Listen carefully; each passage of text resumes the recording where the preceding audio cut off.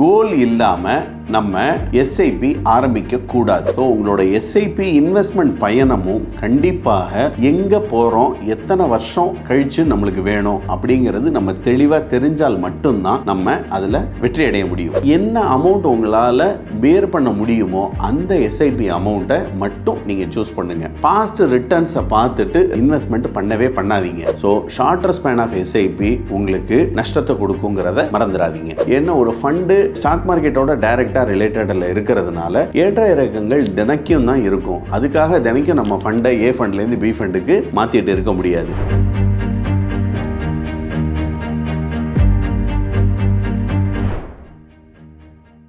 Wealth cafe நேயர்களுக்கு வணக்கம். 5 mistake SIP ஆரம்பிக்கும் போது நம்ம என்னென்னலாம் பண்ணக்கூடாது, இல்லை பெரும்பாலும் என்னென்ன விதமான மிஸ்டேக்ஸ் 5 பெரும்பாலும் பண்ணுறாங்க அப்படிங்கிறத நம்ம இந்த வீடியோவில் பார்க்க போகிறோம். ஃபர்ஸ்ட் மிஸ்டேக், கோல் இல்லாமல் நம்ம எஸ்ஐபி ஆரம்பிக்க கூடாது. கோல் அப்படிங்கிறது என்ன, நம்ம எங்கே போகிறோம் அப்படிங்கிறது தெரிஞ்சுக்கணும். எத்தனை வருஷம் கால அளவு என்ன பர்பஸுக்காக நம்ம இன்வெஸ்ட்மெண்ட் பண்ணுறோம் அப்படிங்கிறத ஃபஸ்ட்டு நம்ம தெரிஞ்சுக்கிட்டு தான் ஒரு எஸ்ஐபி இன்வெஸ்ட்மெண்ட்டே ஆரம்பிக்கணும். ஒரு பஸ்ஸில் நம்ம ஏறுறோம் அப்படின்னு எந்த ஊருக்கு நம்ம போகிறோன்றதை தெரிஞ்சுக்கிட்டு தான் நம்ம ஏறுறோம். ஒரு ட்ரெயினில் போகிறோம் அப்படின்னா இந்த எந்த வழியாக இந்த ட்ரெயின் போகுது, எங்கே போய் அடையுது அப்படிங்கிறத தெரிஞ்சுக்கிட்டு தான் போகிறோம். வாழ்க்கையில் எல்லா பயணங்களும் இப்படி தான் இருக்குது. ஸோ உங்களோட எஸ்ஐபி இன்வெஸ்ட்மெண்ட் பயணமும் கண்டிப்பாக எங்கே போகிறோம், எத்தனை வருஷம் கழித்து நம்மளுக்கு வேணும் அப்படிங்கிறது நம்ம தெளிவாக தெரிஞ்சால் மட்டும்தான் நம்ம அதில் வெற்றி அடைய முடியும். எதனால கோல் ரொம்ப முக்கியம் அப்படின்னா, நீங்கள் சொல்லக்கூடிய கோலை வச்சு தான் உங்களை கைட் பண்ணக்கூடியவங்க எப்படி கைட் பண்ணுவாங்க, என்ன விதமான இன்வெஸ்ட்மெண்ட் போடணுங்கிறதையே கைட் பண்ணுவாங்க. அப்படிங்கிற பட்சத்தில் நம்ம தவறான ஒரு தகவல் கொடுத்துட்டோம், இல்லை நம்ம மாற்றி சொல்லிட்டோம் அப்படின்னு சொன்னால் அவங்க கொடுக்கக்கூடிய டெசிஷன் இல்லை கொடுக்கக்கூடிய இன்வெஸ்ட்மெண்ட் அட்வைஸ் நம்மளுக்கு பயன்படாமல் போகும். அப்படி இருக்கும் பொழுது நம்ம இன்வெஸ்ட்மெண்ட் பண்ணிட்டோம், தப்பு பண்ணிட்டோம் அப்படின்னு சொல்லி பின்னால் வருத்தப்பட்டா பணம் போகிறது நம்மளோடது. அதனால கோல் ரொம்ப முக்கியம். இது நம்பர் 1. அடுத்தது பார்த்தீங்க அப்படின்னா, பேஸ்ட் ஆன் ப்ரீவியஸ் ரிட்டர்ன், முன்ன கொடுத்த ரிட்டர்னை பேஸ் பண்ணி நம்ம ஃபண்டை சூஸ் பண்ணக்கூடாது. ப்ளஸ் ஹையர் அமௌண்ட்டும் நம்ம சூஸ் பண்ணக்கூடாது. நான் 10,000 போட முடியும் அப்படிங்கிற நிலைமையில நான் 10,000 ரூபா தான் சூஸ் பண்ணணும். என்னால் அதிகமான லாபம் அடைஞ்சிடலாம் அப்படின்னு சொல்லிட்டு கஷ்டப்பட்டு ஒரு 15,000 ரூபாய் இல்லை ஒரு 20,000 ரூபாயை எடுத்து கட்டிட்டு அப்புறமா எஸ்ஐபியை அடுத்த மாதம் உங்களால் கட்ட முடியாமல் போச்சு அப்படின்னு சொன்னால் உங்களுக்கு இசிஎஸ் பவுன்ஸ், அது மூலமாக செக்கு பவுன்ஸுக்கான சார்ஜஸ்ஸு 350லேருந்து 750 ரூபா வரைக்கும் பேங்க்கில் பிடிப்பாங்க. ஸோ நம்ம சம்பாதிச்சிருக்கிற லாபமும் அந்த ஒரு செக் பவுன்ஸில் ஈஸியாக போயிடும். அதனால என்ன அமௌண்ட் உங்களால் பேர் பண்ண முடியுமோ அந்த எஸ்ஐபி அமௌண்ட்டை மட்டும் நீங்கள் சூஸ் பண்ணுங்கள். பாஸ்ட் ரிட்டர்ன்ஸை பார்த்துட்டு இன்வெஸ்ட்மெண்ட் பண்ணவே பண்ணாதீங்க. கடந்த 2-3 ஆண்டுகள் பார்த்தீங்கன்னா மார்க்கெட் நல்ல ரன்னில் இருக்குது.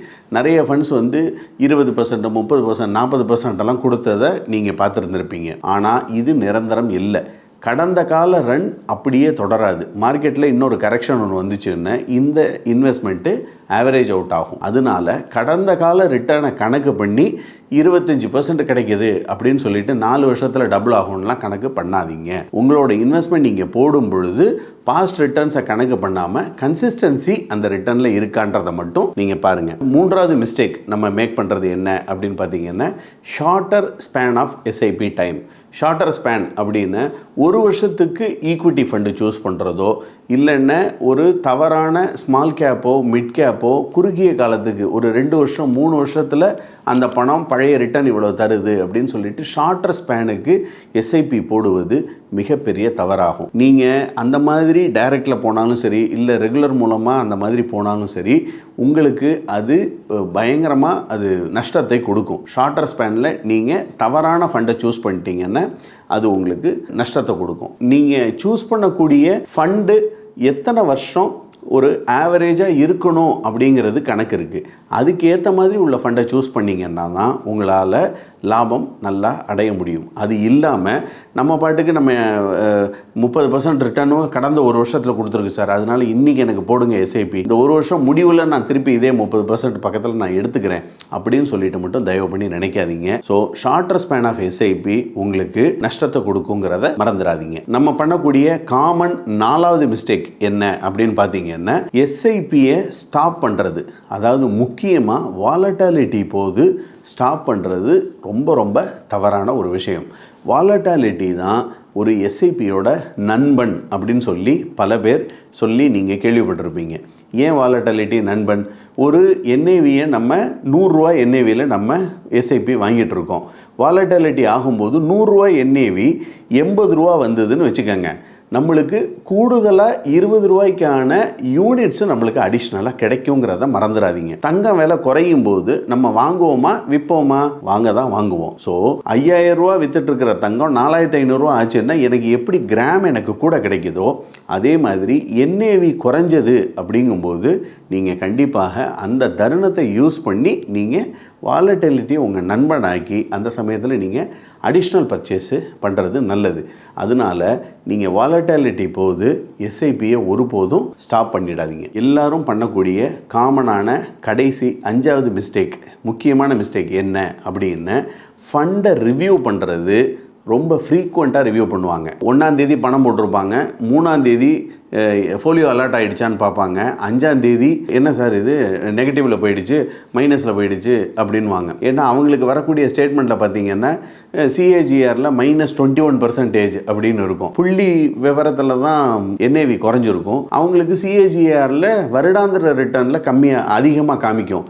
உடனே பயந்துருவாங்க. இல்லையா 20 ரூபா என்ஏவி 20 ரூபா 50 காசு போச்சு அப்படின்னு சொன்னால் அது கூடுதலான கிடைக்கும். ஓ, அப்போ எனக்கு 25% கிடைக்குதா என்ன சிஏஜிஆர் அப்படின்னு சொல்லியும் நினச்சிடக்கூடாது. நீங்கள் உங்கள் ஃபண்டை ரிவ்யூ பண்ணுறது குறைந்தபட்சம் ஒரு ஃப்ரீக்வெண்ட் இன்டர்வல் நீங்கள் வச்சுக்கணும்.